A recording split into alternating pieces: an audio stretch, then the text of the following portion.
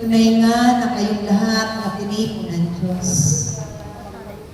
ay nararapat daladala sa mga oras na ito ang inyong dalisay na kalooban sa Kanyang harapan upang nang sa ganon anuman ang inyong mga tungkulin na pinanungkan sa Kanya, ito'y sa pamamagitan ng Kanyang pagpapahalaga at pag-ibig ay inyong matugunan ito ng buong puso na pag-aalay ng inyong mga sarili.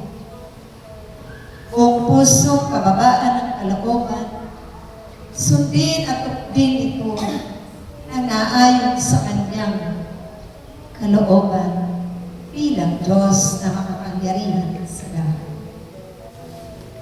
Walang panahon na hindi kayo niya pinatawag. Kung kaya't sa Kanyang pagtakda at pagpili, paghirang sa inyong lahat. Kayo'y Kanyang tinipon sa kawan na Kanyang pinamamahalaan. Nang sa ganon, kayo ay mabigkis ng Kanyang pag-ibig sa isa't isa at manatili sa paglilingkod ng buong pagpapahalaga, buong kapayapaan, buong pag-iibigan sa isa't isa. Naway ang mga mabubuting bagay na ito ay laging na isa-isip ng bawat isa na pagsusumikapang maisa pamuhay ayon sa Kanyang kalooban hanggang sa walang hanggan. At habang kayo'y naglalakbay, nakasama kami sa mundo. Lagi ninyong ibahagi ang kabutihan na nagmumula sa Kanyang mga aral at katuruan. Dahil ito ang magdadala sa inyong mga kapwa-tao sa Kanyang banal na harapan at magbubukas ng kanilang isipan at kalooban. Higit ang kanilang mga pananalig na nanamlay at pananampalataya magtiwala sa Diyos.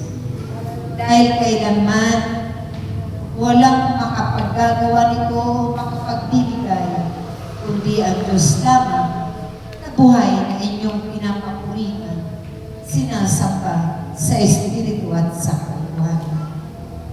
Ako, aking mga anak, ang Espiritu Santo, nakaagapay ninyo, katuwang ninyo sa araw-araw ninyong pamumuhay. Ako rin ang nagpapaalala ng mabubuting bagay upang ganapin ninyo ito at ibahagi sa inyong mga kapwa sa sanglibutan ito. Dahil hindi ninyo magagawa ang mga bagay na ito kung wala ako sa inyong mabuhay. Kaya ang tinakda ng Diyos, ibigay niya sa lahat ng kanyang nanlilikha. Dahil ang pagkakataon na yun at ang panahon yaon ay tunay na itinalaga niya higit sa komunidad na ito. Kaya napakapalan ninyo aking mga anak dahil kayong lahat ay nakatubo at isa sa nananatili sa paglilingkod sa kapwa ninyo higit sa Diyos na punong-puno ng kagalakan ang inyong mga puso. Habang ito'y sinusunod ng bawat isa sa inyo, naririyan, lagi nananatili ang aking mga buhay at unti-unti ninyong napagsusumikapan sa pamuhay ayon sa kalooban ng Diyos. Maraming salamat, aking mga anak.